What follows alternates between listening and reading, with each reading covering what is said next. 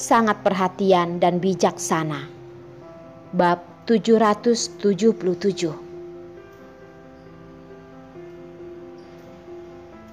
Berharap padamu. Tatapan Sebastian diarahkan pada Miguel. Miguel, jangan terlalu membenarkan diri sendiri. Atau kamu tidak tahu cara mati? Oh, apakah itu? Miguel melihat ke arah belakang dan memandang Sebastian, mengungkapkan senyum yang tidak bisa dipahami, tanpa mengucapkan sepatah kata pun, lalu berbalik dan pergi. Dari dulu, Miguel tidak suka bertengkar dengan orang. Dia suka menggunakan tindakan nyata untuk menyingkirkan mereka yang menghalanginya. Orang-orang yang mencegahnya dari mengambil pekerjaan teratas di negara A, misalnya sampai sekarang, dapat melihat sinar matahari yang hangat. Tuan Presiden, izinkan aku memberitahu Anda tentang tindakan pencegahan forum hari ini. Ketika dia kembali ke Istana Utara, sekretarisnya bergegas untuk menemuinya. Dia membuka file itu dan mulai mengoceh. Hari ini, kota Pasir Bumi datang ke forum. Tidak perlu. Miguel melambai dan memotong omongannya, berjalan menuju ruang santai dan kecepatannya normal. Panggil aku setelah setengah jam. Tuan Presiden. Tobias merasa tegang sampai keluar keringat dingin. Ini adalah pertemuan forum internasional dengan para pemimpin dari lebih dari selusin negara berpartisipasi bersama. Haruskah presiden mereka memberikan perhatian seperti ini?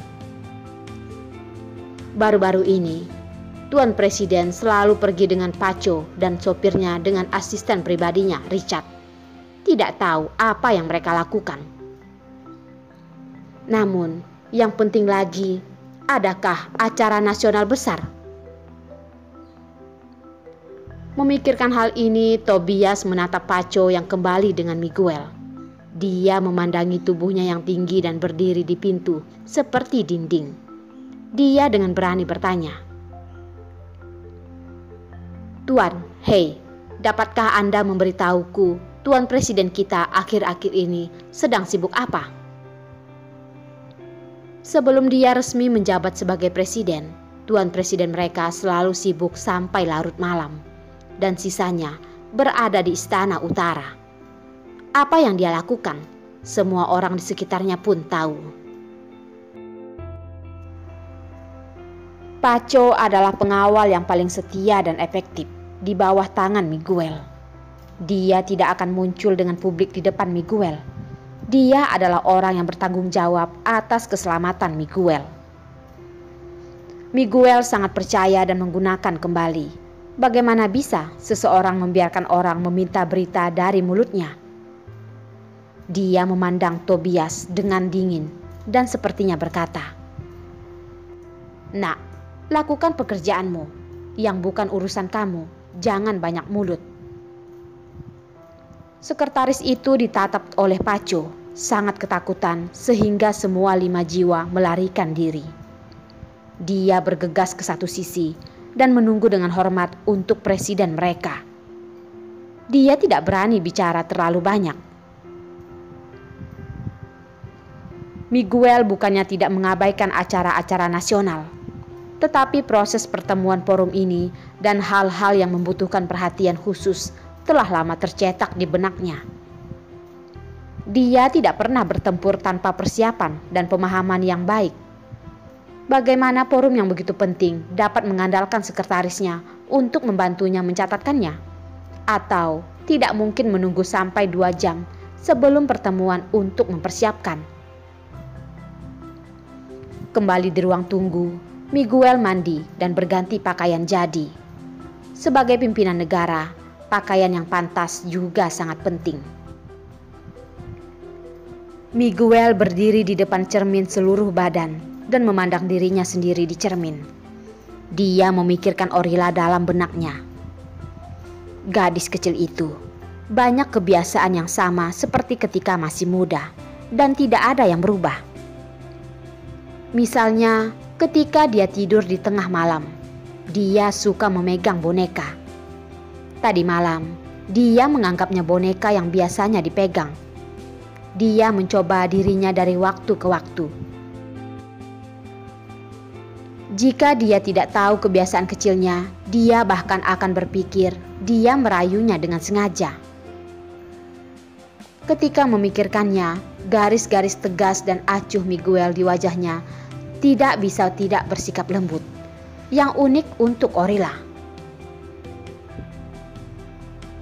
Sinar matahari keemasan bersinar melalui tirai tebal di tempat tidur besar ruangan, yang memberikan ruangan keindahan yang kabur.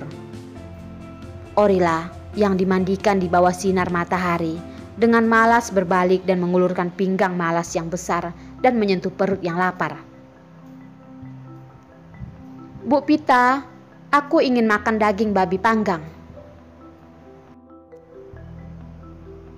Dalam mimpi itu, memimpikan sarapan pagi kantor yang khas.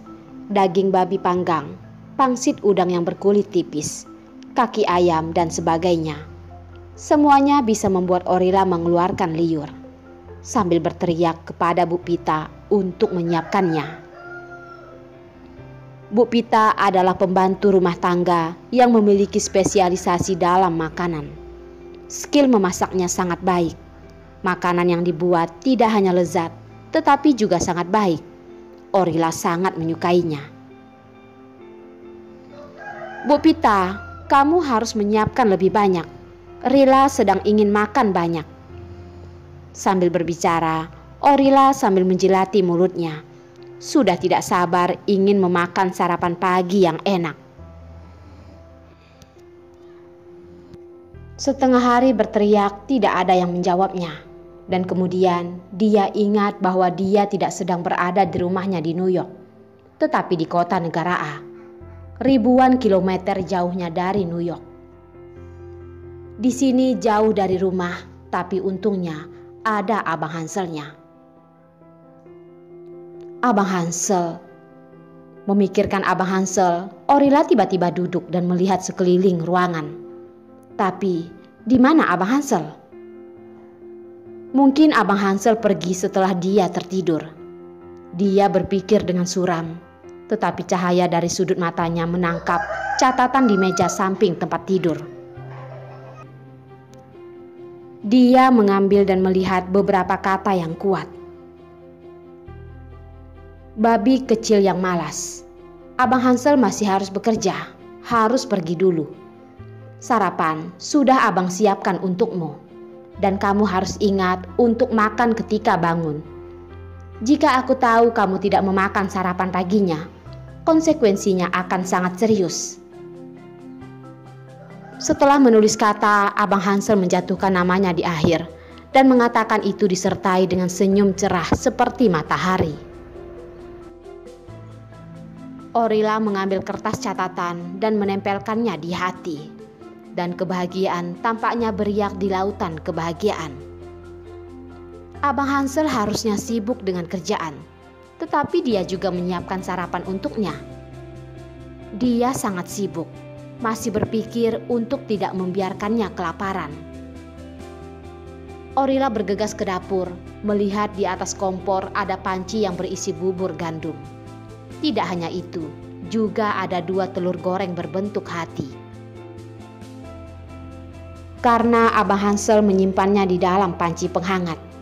Walaupun sudah jam 10 pagi, suhu bubur dan telur goreng sudah pas.